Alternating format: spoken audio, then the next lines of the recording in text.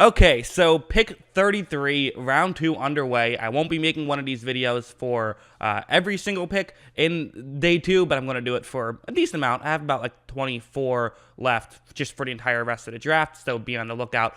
But yeah, Tyson Campbell to the Jacksonville Jaguars. I'm interested by this pick, right? Because they have Shaquille Griffin, they have CJ Henderson, so it's like, did they really need to do this? Because I liked what I saw from CJ Henderson to some degree, but at the same time, I'm such a fan of Tyson Campbell's game. I can't really hate on this pick because I think he's going to be really good, and I do think that he is like a legit first-round talent.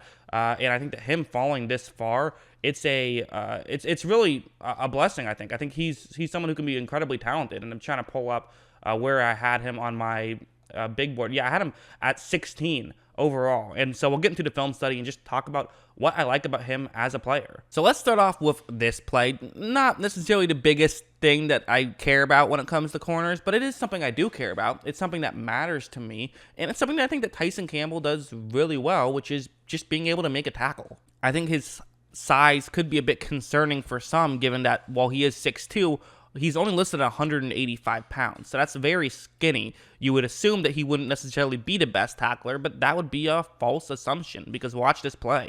As you see, he reads it pretty well, and again, look at this just textbook tackle. I mean, that's really well done. So he's definitely someone who can tackle. He can be a factor in the running game. I'm not going to sit here and say he's the best at that in this draft, but he's pretty good at it. I mean, I really do think he is. He can play physical, and I think it'll translate to the NFL. It certainly won't be an issue by any means. Now let's talk about something like this. So this situation is like the first thing I look for when evaluating a corner. How do you do at this? It's cover one play, you're defending a go route, you're on the sideline, or not on the sideline, but near the sideline. I was thinking of the On the Sideline podcast, of course. But what you're going to see happen is really this is a key matchup for a corner because this is probably the most important thing you have to be able to do in the NFL is not get burned deep on these types of plays. And once this play starts, notice how, okay, so the wide receiver is trying to get by him. There was a clean release, but Campbell doing an incredible job of staying with him and also being able to look back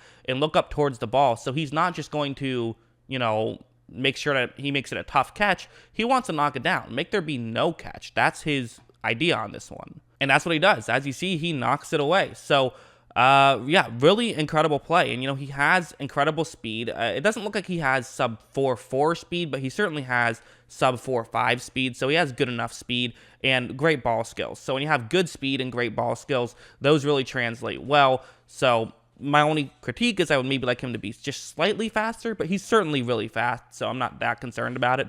And he has great ball skills, so when he's in position, he'll do well. Something like this is something that I think some people are going to be like discouraged by, but if we're being honest, this is, basically the only way he would get beat. So it's the same type of situation, which again, as I talk about, most important situation to look at when you're evaluating a corner is go routes with one safety deep and man coverage and watch what happens. So again, clean release at the line. Campbell doesn't love to create contact at the line, which is fine because he has the speed to make up for it. And as you see, again, really tight coverage. I mean, they're literally like touching each other right now.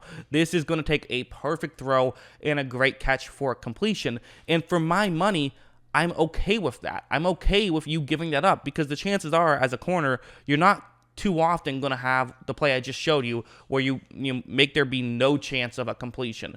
Typically, you're going to have, stuff like this where there is a chance of a completion happening. Now, this one was a perfect throw and a great over-the-shoulder catch for a touchdown. I believe it might have been ruled out of bounds. It was actually close, but I think they maybe overturned it. I forget now. But either way, it was an incredible throw, which is why it was complete, and it was a really good catch as well, which is why it was at least close to being a touchdown. So I don't blame Campbell for that, even though that might affect his numbers or stats or whatever, which you guys know I don't care about, because all I care about for a corner is just make things tough on the receiver. You can't ask a corner to completely negate every single play, because that's just not realistic. There's always going to be a chance that a receiver makes a tough catch, like what happened here. Something like this is probably my favorite thing about Campbell, because he has the speed to make things work, but then it's his hips that are really key, because those are, I would say that's the second most important thing. First, you look at speed, then you look at hips, and then probably ball skills is 3, and his hips are just fantastic.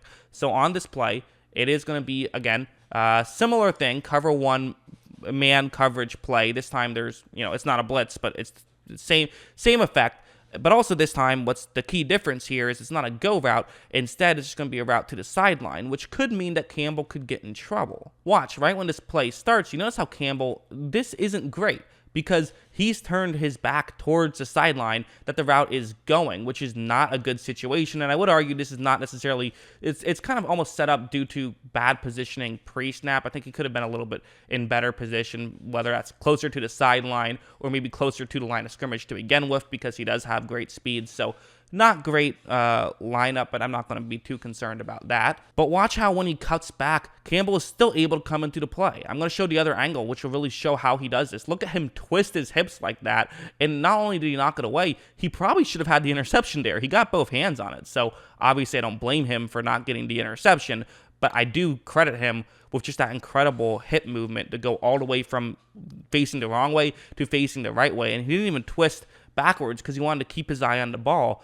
and still makes that play. I mean, that's just really good stuff right there. One more play. This is just a smart play because, listen, football IQ matters for corners as well, especially if you're going to play zone, which, that would definitely – listen, every team plays man and zone, so the fact that this could come into play could be a key factor as well. So you see the zone that he's supposed to cover, and what's going to end up happening on this play is you're going to have a receiver run further deep and also a receiver run kind of underneath a little bit. The hope is that Campbell cuts down a little bit underneath to cover the first guy, and then when the second guy runs past him, that's where you throw it to, and you can get him open. Like, watch, right when this play starts, Campbell does, in fact, cover 81 right there, but because of this, now there could be another South Carolina player who gets open further deep, and a lot of corners in this situation would just make sure they're covering the guy they're supposed to cover. That would be logical, in fact. However, what you're supposed to do in zone coverage is look at the quarterback, and that's what Campbell is doing. He's reading this play and clearly seeing, okay, I now know what this play is. I know where I have to get to. And this is the kind of stuff that will happen in the NFL. It doesn't just happen in college. And so watch how he gets back, notices it, and he's going to get the interception right here. That's just a smart play right there. So really, he checks off every box. Again, he runs that, it's not quite sub 4.4, which is really, that's like the elite zone, but it's like, probably a 4.45, something like that. So still pretty good. We don't know the exact times because we're only using pro day times. But then when you pair that with his hip movement, his ball skills, his IQ, his ability to make physical plays, he's really a complete corner. And I think that he's someone who got way too slept on in this draft. And I think he'll prove it in the NFL. But that's what I think. What do you guys think? Let me know in the comments below. What are your thoughts on Tyson Campbell? Always love hearing from you. And of course, as always, thanks for watching.